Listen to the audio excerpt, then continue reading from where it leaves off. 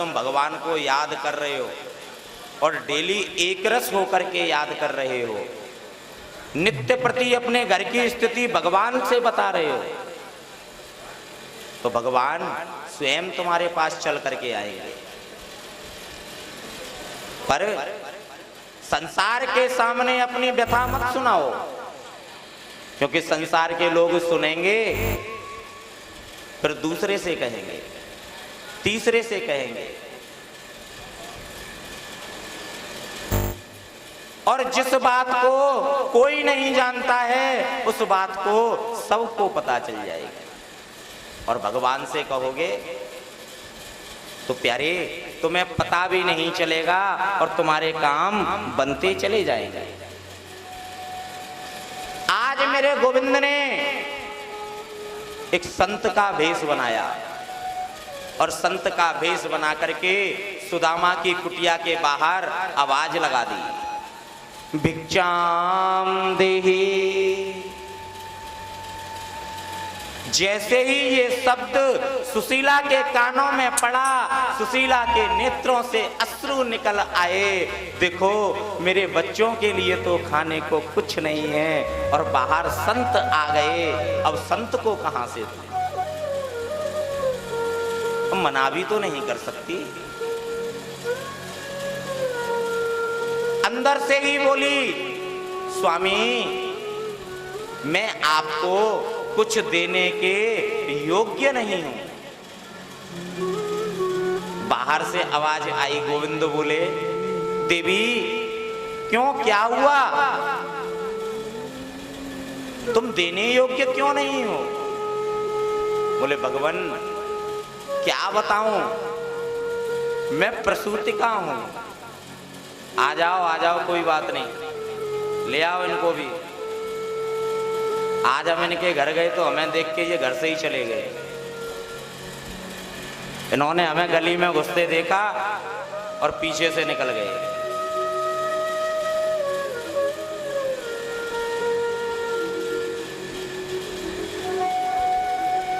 गोविंद मेरो है, गोपाल मेरो है, गोविंद मेरो है, गोपाल मेरो है, श्री बाके बिहारी नंदलाल मेरो है। एक बार जोरदार ताली से स्वागत करें, बोल ब्याजी महाराज की। गोविंद मेरो है, गोपाल मेरो है, गोविंद मेरो है, गोपाल मेरो है, श्री बाके बिहारी नंदलाल मेरो है, श्री बाके बिहारी नंदलाल मेरो है, गोविंद मेरो है, गोपाल मेरो है। भिक्षाम तस्तु संन्यास ब्राह्मणोस्य निवेदिता, भिक्षाम देहि मे देवी यथा देवानुलम्यते। सूत जी महाराज कहते हैं, सौनकादि मुनियों, आज भगवान सन्यासी बन करके सुदामा के घर के बाहर खड़े हैं और आज भिक्षा मांग रहे हैं और कह रहे हैं, देवी भिक्षाम देहि। अंदर से आवाज आई, स्वामी मैं कुछ देने के योग्य नहीं हूं। क्यों देवी, क्या हुआ? स्वामी मैं प्रसूतिका हूं। क्या तुम प्रसूतिका हो? तुम्हारी वाणी से तो ऐसा प्रतीत होता है कि तुमने अभी कई दिनों तक, क्या कई महीनों तक किसी बालक को जन्म नहीं दिया है और तुम कहती हो कि मैं प्रसूतिका हूं। क्यों झूठ बोलती हो? एक बार सामने तो आओ। अब तो सुशीला रोती हुई भगवान के सामने आई और आकर के संत के चरण पकड़ लिए। प्रभु क्षमा कर दो, मैंने आपसे झूठ बोला। मैं कैसे कह दूं कि मेरे घर में एक अन्न का दाना भी नहीं है। क्या सुशीला, तेरे यहां अन्न का दाना नहीं है? नहीं प्रभु, 4 दिन से मेरे बच्चों ने अन्न का दाना तक नहीं देखा और मेरे यहाँ तो रोज एकादशी मन रही है 4 दिन से। जैसे ही इतना सुना, मेरे गोविंद की नेत्रों से अश्रु निकल आए। अरे देवी, क्या तुम्हारा कोई नाते रिश्तेदार नहीं है? क्या कोई सगा संबंधी नहीं है? बोले प्रभु, जब कष्ट का समय आता है ना, तो सबसे पहले नाते रिश्तेदार ही साथ छोड़ते हैं। और जहां तक मुझे याद है, मेरी नजर में दूर दूर तक इनका कोई रिश्तेदार नहीं है। अच्छा, कोई मित्र होगा तुम्हारा? क्या कोई मित्र है? बोले जहां तक मुझे याद है, इनका तो कोई मित्र भी नहीं है। भगवान को क्रोध आया, सुदामा क्या तूने अपनी पत्नी को कभी मेरे बारे में नहीं बताया? फिर जोर दे करके पूछा, देवी कोई तो होगा जो तुम्हारे पति के साथ पढ़ता होगा, जिसने पढ़ाई की होगी, साथ रहा होगा। बोले स्वामी, जहां तक मुझे याद है, मेरे स्वामी ने कभी किसी मित्र के बारे में नहीं बताया। हाँ, एक मित्र जरूर बताते हैं कि द्वारिकाधीश श्री कृष्ण वो मेरे बचपन का मित्र है। तो क्या आपने कभी कहा कि द्वारिकाधीश के पास जाओ, उनको अपनी स्थिति बताओ? स्वामी, मैंने 1-2 बार तो कहा, लेकिन ये कह देते हैं कि मैं मित्र के पास कभी कुछ मांगने नहीं जाऊंगा। और रही बात दर्शन की, वो मैं यहां बैठ करके रोज अपने हृदय में कर लेता हूं। अरे एक बार तो भेजो, कैसे भी करके। तुम ही हो जो अपने कष्ट को द्वारिकाधीश को बता सकती हो, और यदि उनको तुम्हारा कष्ट पता चलेगा तो हो सकता है वो तुम्हारा कुछ उद्धार करे। सुशीला ने संकल्प कर लिया कि मैं अपने पति को द्वारिकाधीश के पास अवश्य भेजूंगी।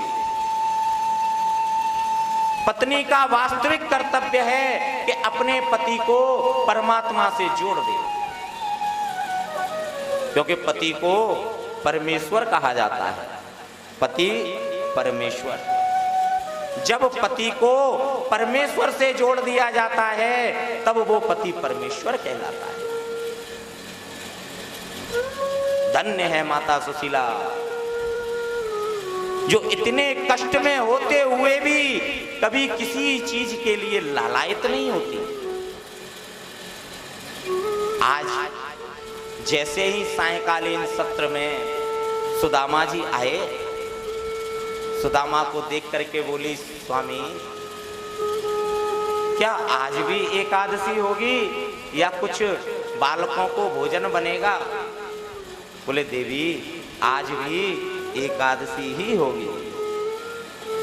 जैसे ही इतना सुना, सुशीला की नेत्रों से अश्रु निकल आए, हाथ जोड़ करके बोली, प्रभु हमारा तो कुछ नहीं, इन बच्चों का तो सोचो। 4 दिन से इन्होंने अन्न का दाना नहीं पाया है और आज 5वां दिवस है, और 5वें दिवस में भी आज भी क्या बच्चे भूखे ही सोएंगे? सुदामा जी बोले, देवी मैं क्या करूं? मैं जिस यजमान के पास जाता हूं वो यजमान मुझे मिलता नहीं, और किसी से मांगने की मेरी कोई इच्छा होती है। बोले प्रभु एक बार अपने मित्र से मिलने चले जाओ। क्या तुम कहती हो मैं अपने मित्र से मिलने जाऊं? नहीं, मैं अपने मित्र से मिलने नहीं जाऊंगा। सुशीला बोली अरे मैं आपसे ये नहीं कह रही कि आप अपने मित्र से कुछ मांग करके लाओ, मैं तो ये कह रही हूं कि एक बार आप अपने मित्र से शरीर से मिलके आओ। बोले नहीं देवी, मैं अपने मित्र का दर्शन अपने हृदय में कर लेता हूं। बोले स्वामी जो आप काम मन से करते हो ना उसका मुझे कोई फल नहीं मिलता, लेकिन जो कार्य आप शरीर से करते हो उसका आधा फल मुझे मिलता है, क्योंकि मैं आपकी अर्धांगिनी हूं। इसलिए मन से नहीं शरीर से जाओ। बोले देवी संसार का नियम है, वैद्य के यहाँ, गुरु के यहाँ, ज्योतिषी के यहाँ, बहन बेटी के यहाँ, मित्र के यहाँ कभी जाओ तो खाली हाथ नहीं जाना चाहिए, कुछ तो लेकर के जाना चाहिए। और हमारे यहाँ 4 दिन से हमारे बच्चों ने अन्न का एक दाना नहीं लिया है, तो तुम बताओ मैं कैसे जाऊं? बोले आप तो जाने की प्रतीक्षा, जाने की तैयारी करो, और क्या लेके जाना है इसकी व्यवस्था मैं करती हूं। और आज प्रातःकाल हुई, याचित्वा चतुरान मुष्टि पृथक पृथक तांडुला।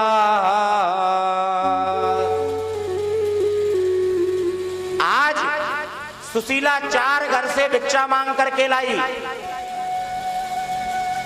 4 घर के चावल ला करके एक जगह रखे।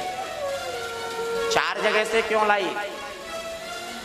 क्योंकि सुदामा से अगर पूछेंगे भगवान सुदामा कैसे हो, तो भगवान तो एक ही बात कहेंगे कि मेरे समान सुखी पूरी त्रिलोकी में कोई भी नहीं है। तो उनको कष्ट कैसे पता चलेगा? याचित्वा चतुरान मुष्टिन पृथक पृथक तांडुला। 4 जगह के चावल और ऐसे कपड़े में बांधे जो कपड़ा 4 आंगुल भी साबुत नहीं था। क्योंकि जैसे ही मेरे गोविंद इस पोटली को देखेंगे और चावलों को देखेंगे समझ जाएंगे कि इसमें से एक दाना चावल का भी सुदामा के घर का नहीं है। और जब इस वस्त्र को देखेंगे तो समझ जाएंगे कि एक बिलांद वस्त्र भी सुदामा के यहाँ साबुत नहीं है। इसलिए कहते हैं जब पास में होगा जब ही तो लेके जाओगे, जब नहीं होगा तो क्या लेके जाओगे? भगवान हमारे भाव से हमें समझ जाते हैं। और आज फटी सी धोती, टूटा सा कमंडल, टूटा सा लट्ठ लेकर के, चावल की पोटली बगल में दबा करके, और आज सुदामा जी द्वारिकाधीश से मिलने के लिए जा रहे हैं। अब द्वारिकाधीश की रास्ता बहुत लंबी है, कभी गए हैं नहीं, पता है नहीं। जाना था द्वारिका, पहुंच गए अयोध्या। पुष्कर, काशी, प्रयागराज, और मन में कह रहे हैं घनश्याम तुम्हें ढूंढने जाए कहाँ कहाँ।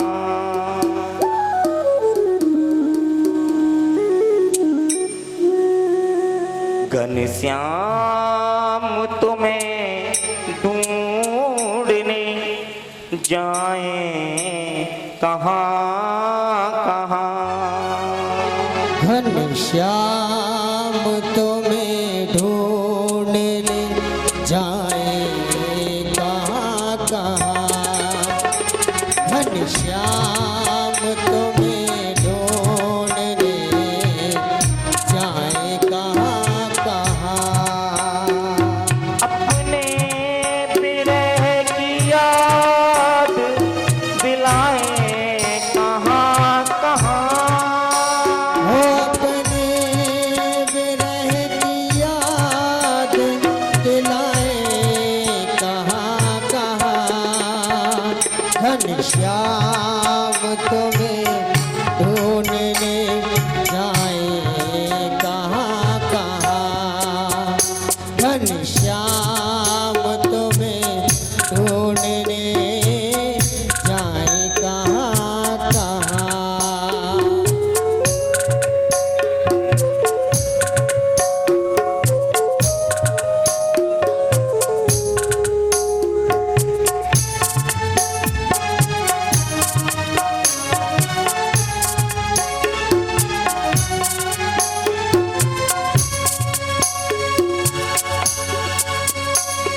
तेरी नजर में जुल्फ में मुस्कान मधुर में। तेरी नजर में जुल्फ में मुस्कान मधुर में। तेरी नजर में जुल्फ में मुस्कान मधुर में। तेरी नजर में जुल्फ में मुस्कान मधुर में।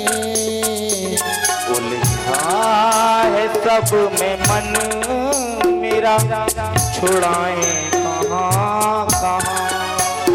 उलझा है सब में मन मेरा छुड़ाए कहाँ कहाँ। अपने विरह की आग बुझाए कहाँ कहाँ। अपने विरह की आग बुझाए कहाँ कहाँ। घनश्याम तुम्हें ढूंढने जाए कहाँ कहाँ। घनश्याम तुम्हें ढूंढने जाए कहाँ कहाँ।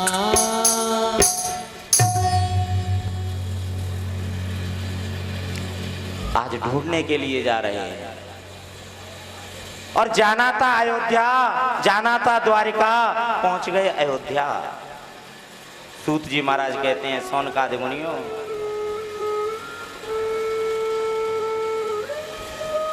दुबला पतला शरीर सुदामा का,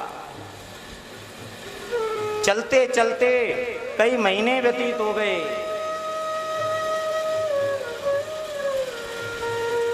लेकिन द्वारिका का रास्ता नहीं मिल रहा है। अब तो मार्ग में किसी से पूछ भी नहीं सकते, क्योंकि कोई दिखाई नहीं दे रहा है।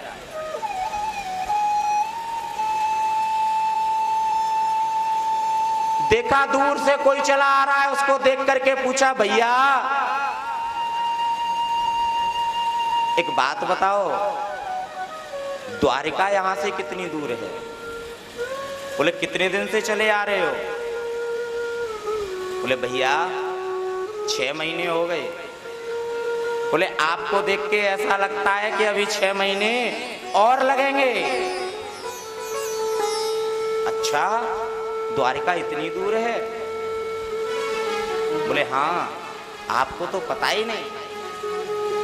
इस मार्ग पर सीधे चले जाओ, एक नदी मिलेगी, उसको पार कर लेना।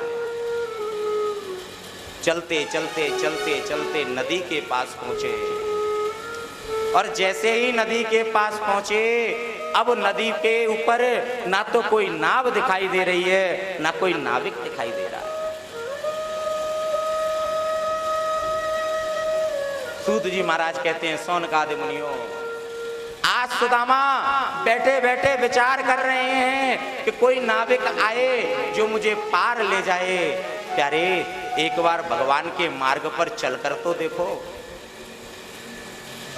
एक बार पैर रख करके तो देखो, आगे का रास्ता वो अपने आप बना देंगे, तुम्हें तो केवल एक कदम बढ़ाना है।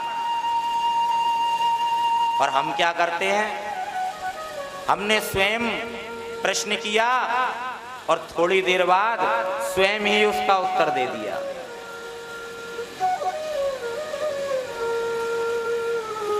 एक बार भगवान से तो पूछ लो, उनकी क्या इच्छा है। कभी कहीं यदि असमंजस में फंसो तो दो पर्ची बनाओ, एक पे लिखो यस, एक पे लिखो नो।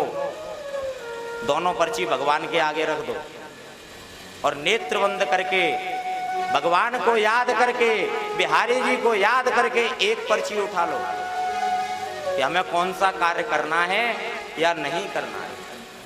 और वो पर्ची खोल करके देखो, जो उसमें आए उसी कार्य को करो। ये नहीं अपने प्रश्न से उत्तर और अपने ही मन से प्रश्न।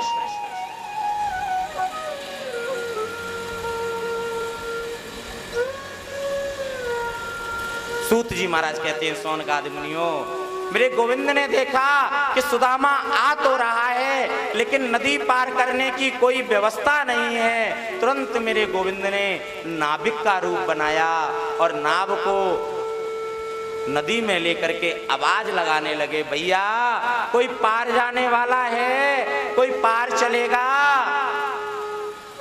सुदामा बोले, भैया क्या हमें पार करोगे? बोले, हाँ भैया हम आपको पार करेंगे, लेकिन एक बात बताओ, आप पार उतराई में हमको दोगे क्या?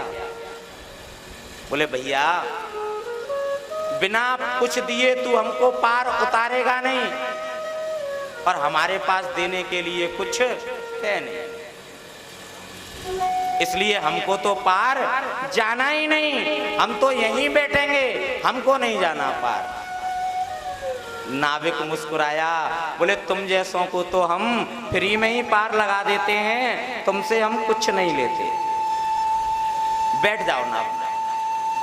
सुदामा जी नाव में बैठे हैं और मेरे गोविंद नाविक बन करके नाव को चला रहे हैं। और बीच मझधार में जैसे ही नाव पहुंची, भगवान ने पूछ लिया, क्यों जी, कुछ तो होगा तुम्हारे पास, ऐसी बात नहीं है। बोले, हाँ है ना, मेरे पास गरीबी है। बोले, गरीबी है, एक काम करो, ये गरीबी ही मुझको दे दो। मेरे गोविंद ने पार उतराई में सुदामा की गरीबी ले ली। भगवान केवल अच्छा अच्छा भी नहीं लेते, भगवान तुम्हारे कष्टों को भी ले लेते हैं, भगवान बुरे समय को भी ले लेते हैं। लेकिन ये हमारी धारणा है कि हम उनको कब कब याद करते हैं। सुख में सिमरन दुख में सुमिरन सब करें, सुख में करे ना कोई, और जो सुख में सिमरन करे तो दुख काहे को होए। जितनी लगन कष्ट के समय में होती है, उतनी ही लगन यदि प्रसन्नता के समय में हो जाए तो प्यारे कष्ट का तो नाम हो निशान मिट जाएगा। भगवान बोले, भैया चलो तुम्हारी गरीबी तो हमने ले ली, पर एक बात बताओ, तुम जा कहां रहे हो?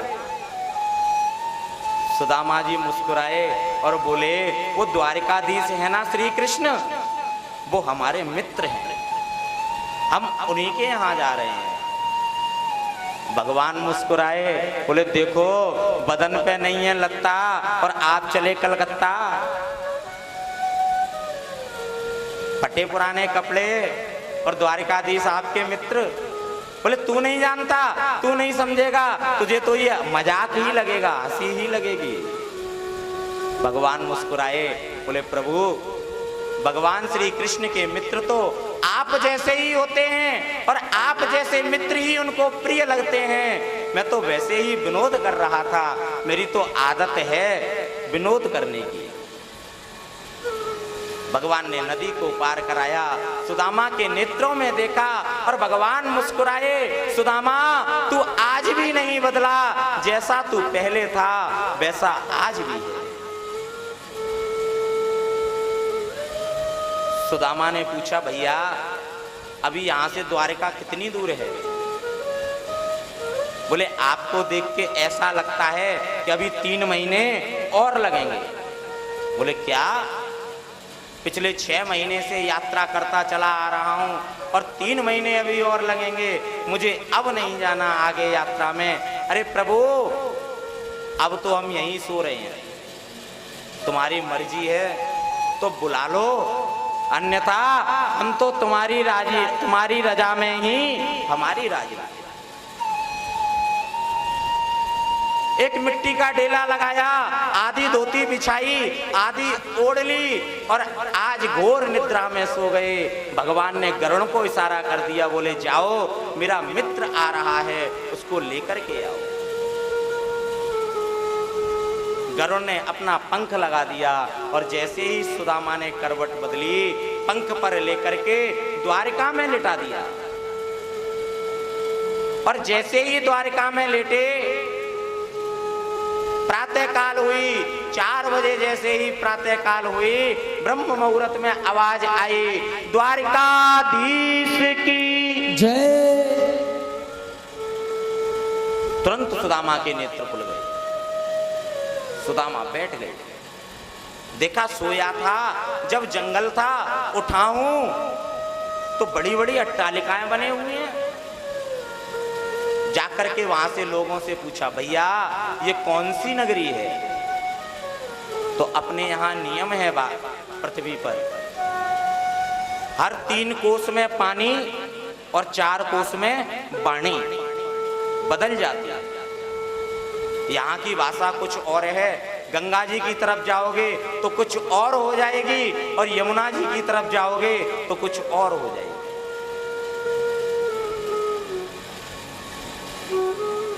अब भाषा बदल गई, गुजराती भाषा।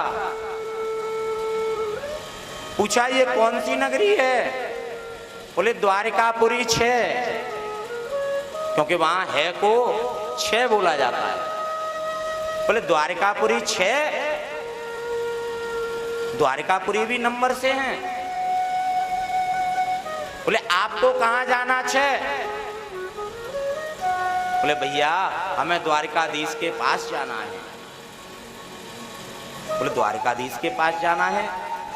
देखो सामने वो जो महल बना हुआ है, उस महल पर जो द्वारपाल खड़े हुए हैं, उन द्वारपाल से कहो वो आपको